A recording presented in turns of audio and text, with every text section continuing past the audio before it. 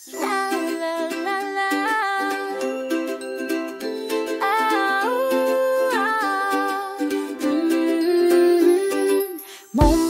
розовия динозавър, толкова ярък в него синьо яке. Изглежда перфектно, Нико кученцето и Флилаво също.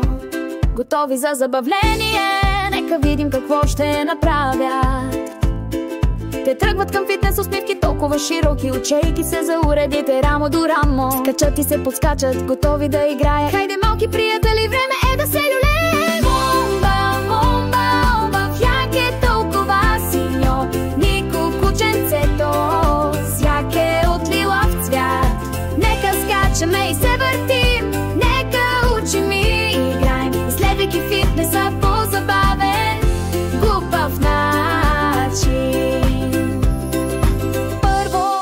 Дъмбелите, големи и силни, повдигат ги високо, пеят своята песен. Николай, ще опитам. Момба се смее, нека стигнем до небето. Следва бягаща пътека, която върви толкова бързо. Мома тича бързо, Нико е страхотен. Стъпка по стъпка те състезават и се въртят. Това е фитнес приключение, гледайте как се въртят.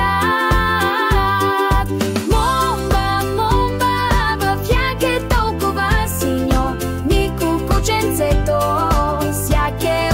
в цвят. Нека скачаме и се въртим, нека учим и играем, изследвайки фитнеса по забавен, глупав начин. Прехвърляме се към постелките, нека се протегне високо. Момба и Нико могат да направят всичко. Търкалят се и се въртят, хихикат от радост. Учейки се и смеещи се, чувстващи се толкова свободни. Вижте кетълбелите, тежки и кръгли, Мома ги повдига високо. Нико е състъпала извън земята. Те се катерят по въжетата високо нагоре, достигащи облаците, докато птици прелитат. Те скакват на велосипедите, въртят педалите бързо, карат заедно, какво забавление. Потейки се и усмихвайки се, о каква гледка! Момба и Нико блестят толкова ярко. Момба, момба, в яке толкова синьо, Нико кученцето, с яке от лилав цвят.